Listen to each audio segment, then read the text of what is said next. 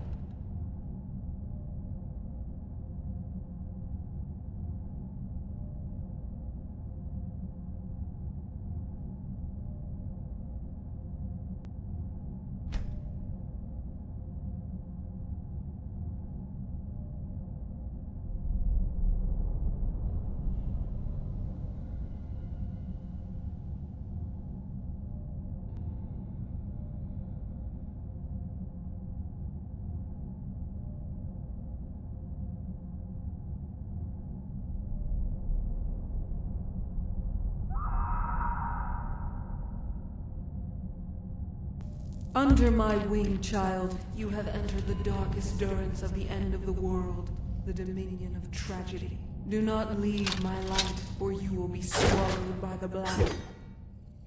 The history of hate in your land traces its roots here, where the seed planted by the begotten king had fermented and grown, the branches tearing through the earth and penetrating all life above. Witchmen, those misguided souls stolen from my grace, were molded in the shape of this foul king's form. I did not reach them in time, and in turn, another mother had taken my place. Where I had hoped to impart a will to live in them, that mother had brought an antithesis, preying on their fears and animosity, and exaggerating these insecurities to heights unforeseen. And so the same tragedy that plagued the Witchmen finds itself repeating with you and those behind their walls. A schism forms between those who are wanting and those who are rich. Material, beauty, and status, all tenets to the divide. Pull the disenfranchised out of the muddy waters. Meditate and save whatever you can. I am weak, child, but you are strong. You have one thing that I lack. True empathy, that a god lacking the same fragility of mortals cannot grasp. Those on the mortal plane who are swallowed by obsession, by trauma or rage, will find themselves a world which mimics that terrible bloodied land you traversed, and are soon to again. I am burdened with the curse of prescience of tragedy, and I weep. You will talk with a soul who was beholden to ultimate misfortune. I was too late to help him.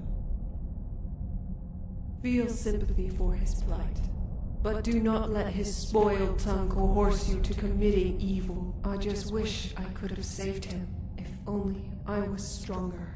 Tell him I am sorry, though I'm afraid any apologies are too late. Keep faith and become that indomitable effigy of hope that I know you are.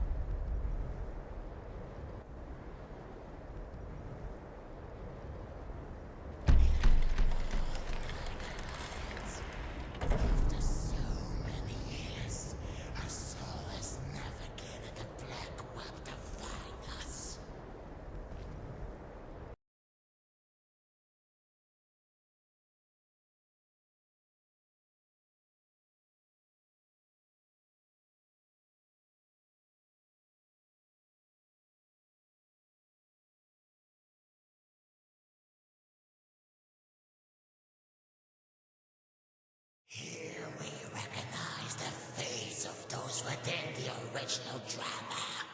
Love unrequited and the desire to be remembered. Oh, they all scream the same demand.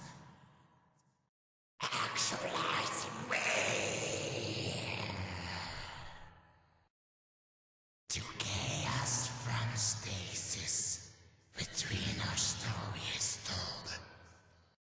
Fulfill your want.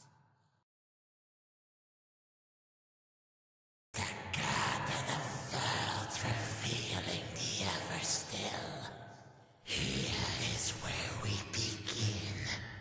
In this perfect absence, two beings live with no knowledge of the other, no knowledge of themselves.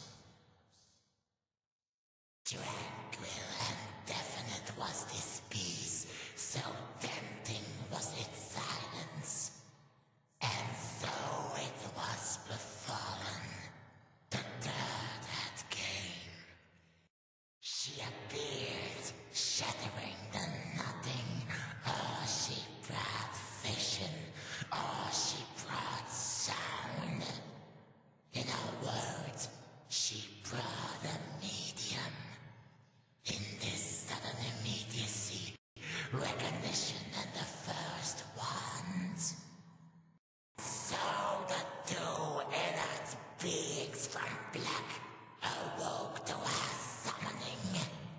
The original drama, the first impulse. They sought her heart. Yet two, then only one.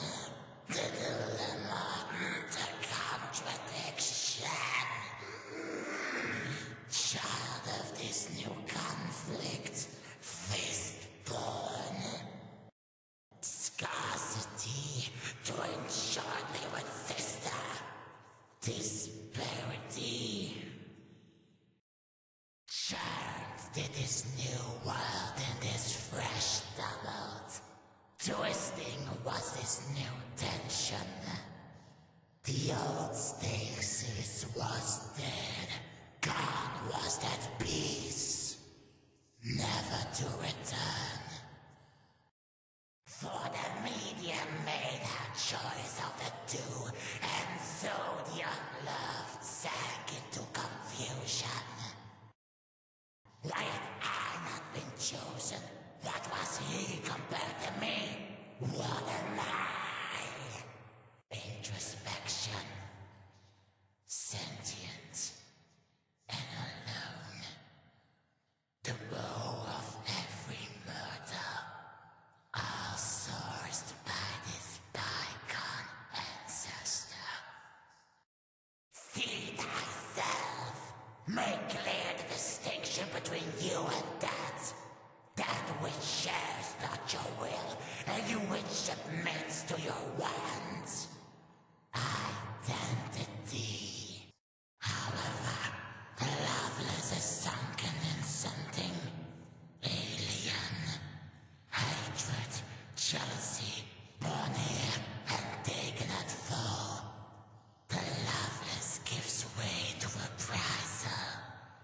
It cannot stay idle with the knowledge that others enjoy. Ancestor, were you humble, we would have peace. Were you accepting, we could have unity. Your actions left us with the worst of all delusions. Hope, torture of ambition. So with your ambition, you conspired, plotting the undoing of the newlyweds. Above him, they embraced. So small did he feel in awe of their love. Down here there was loathing, and with them was joy. That contrast burned deeper still. Its wordless ravings were silenced.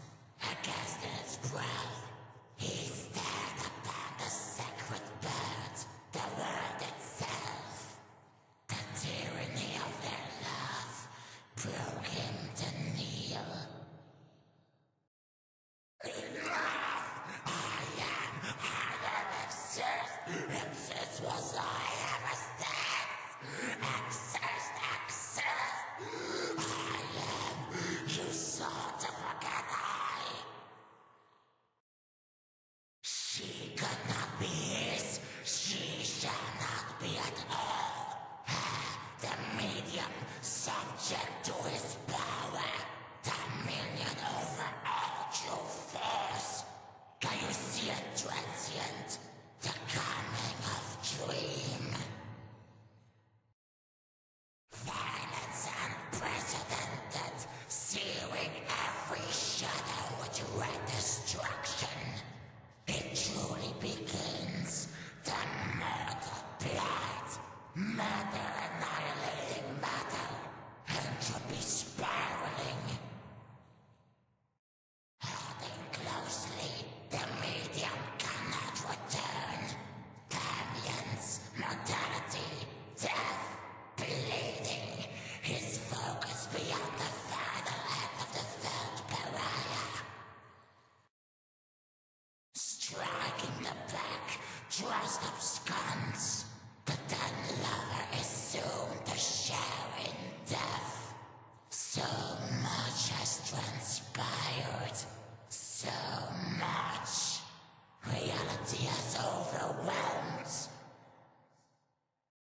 Oh, ancestors, if only you could have solved your petty dispute in peace. Were it so easy. So now we eat dreams. Our world inflicted with the dramas he witnessed. Here be echoes, making sense of a nightmare. And so concludes the play. But hold your applause, save it for what's to come. For art cannot be appreciated without knowing intent. Lastly, take this. The choice of ideas you wish to nurture. It will soon be yours to make. Take care of it.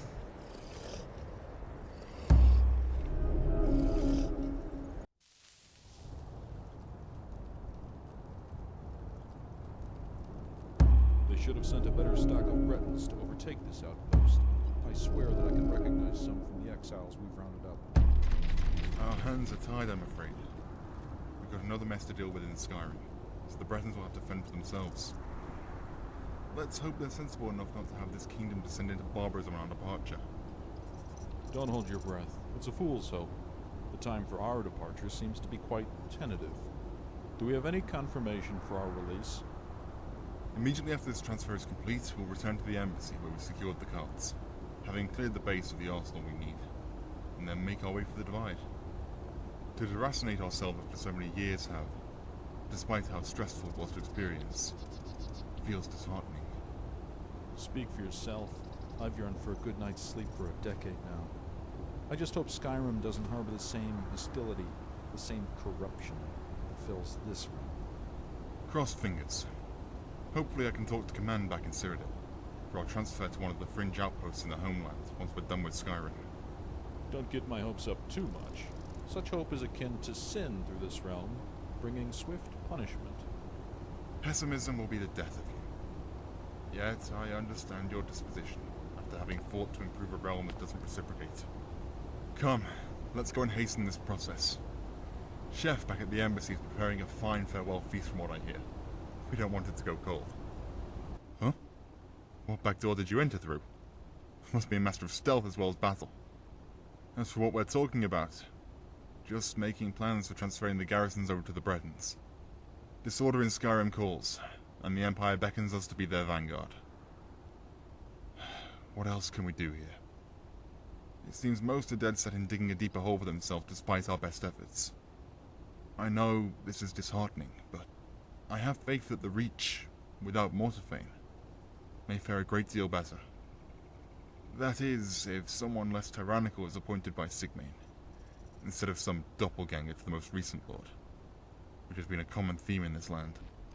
In fact, I've heard Sigmane's son, Damien, may just be the lord that breaks the cycle. We can only hope. Such a merciful and boisterous leader may bring those sad sods out of their depressive stupor. Word is he's soon to give a speech to the people in Ravenspring. May want to go over there and see what he has to say. You never know. You could drop a word of advice to the prince that may forge a better future in this realm. Go with grace.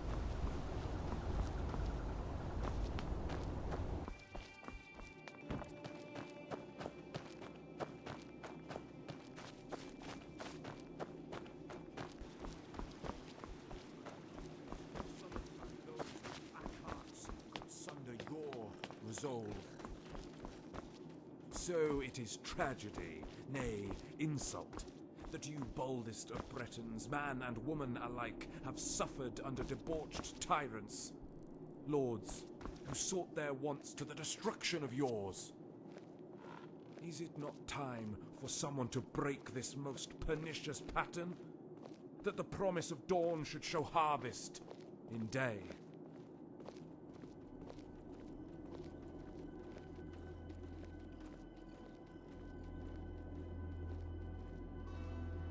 Best keep those lips sealed, lest you want to part with that tongue of yours right here.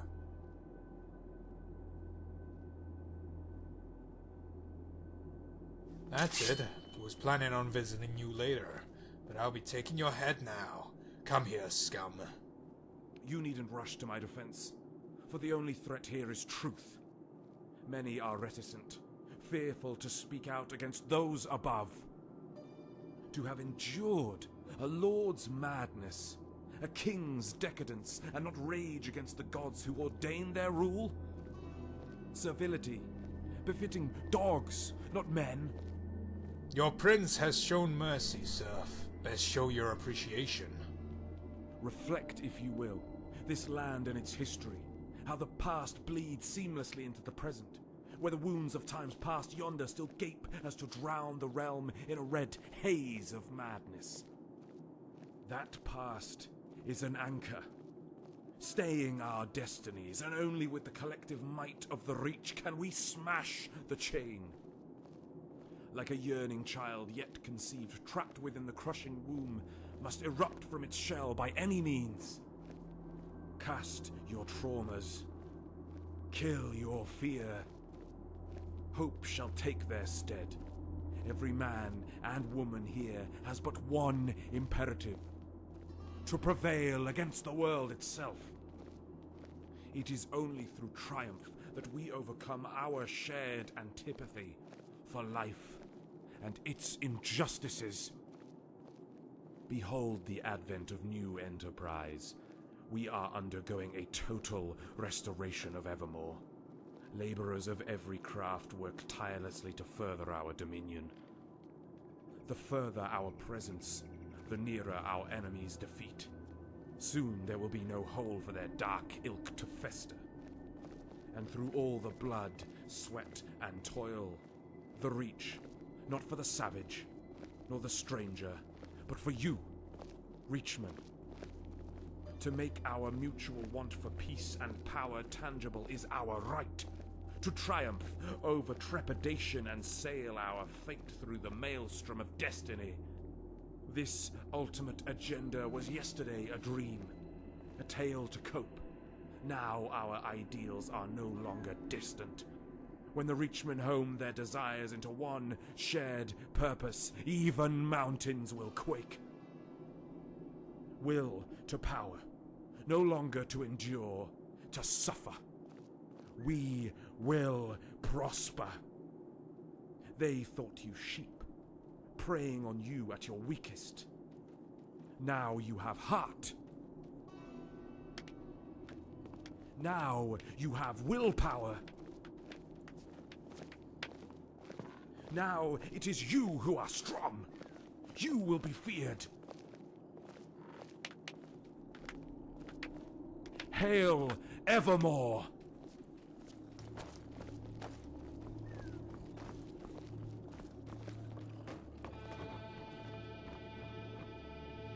Greetings, Knight. The people need a figure of hope, a paragon where all the other leaders had failed.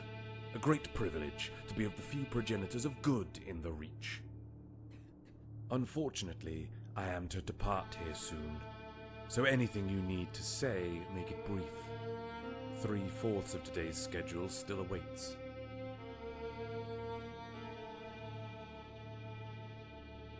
A grave tone to those words. Not something to be taken in its stride, I assume. Yet I have important men waiting for me in the west, so we must speak later.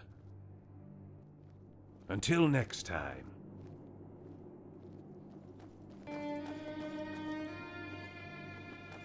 Knight, forgive the interruption, but I need your attention within the temple. Trust me, you will thank me for being so impatient. Please, within the temple.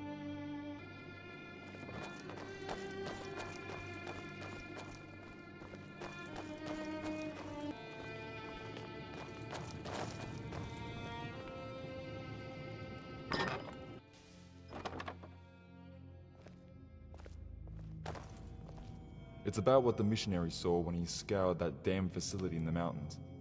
Or rather, what he's seen now that made him evoke such dread. The prince, Damien, had entered the temple to greet us. Almost immediately did the missionary become capricious. I thought it was fatigue from the exercise, but he was extremely pallid. I've never seen such a drastic turn of health so quickly. I've sent him off to the Divide, where Fennig, the town's priest, will look after him. He is young, and the events that transpired here have probably overwhelmed him. I'm sure it's nothing. I pray it's nothing. Just a case of fever. As you already know, these alteration exercises the missionary undertakes are extensive, so much so that the senses become incredibly sensitive and highly attuned. If whatever or whoever comes within close proximity during or immediately after, such as a day or two beyond the ritual, then a terrific psychic backlash can occur. Which is what I think occurred here. Coincidentally, the last item he traced was provided by you. I won't draw conclusions, as I cherish the welfare of the kingdom too much. Yet I tell you of this because I know you are of the scrupulous sort. So assuage this malaise, and pray that the prince is not implicated in these affairs. Your arrival here has been a miracle. Thank you, Knight. Were it not for you, we would all be suffering a fate worse than any could fathom.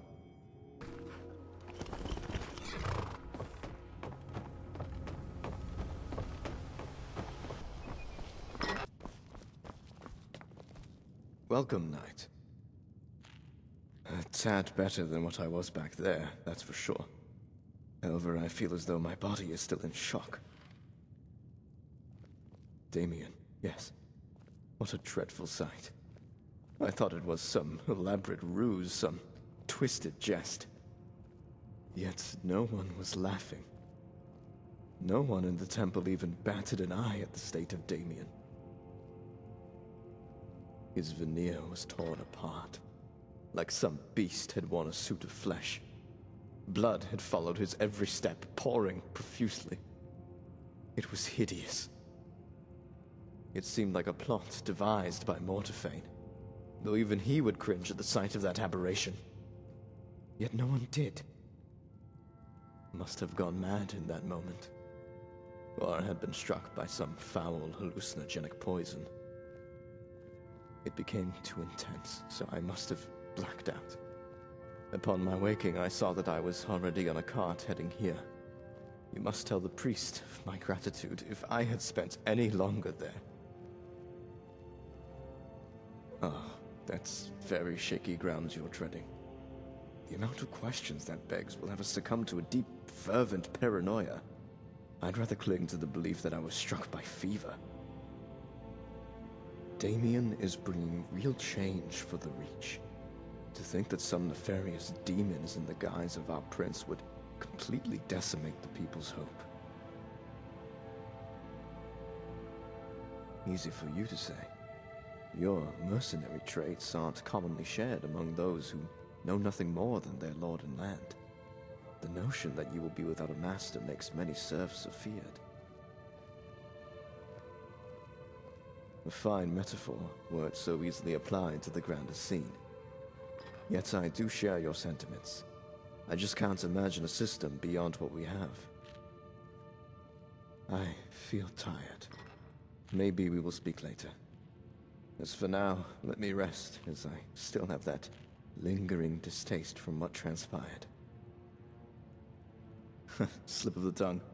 I'm not sure why I uttered that foul name. Anyway, see you soon, Knight.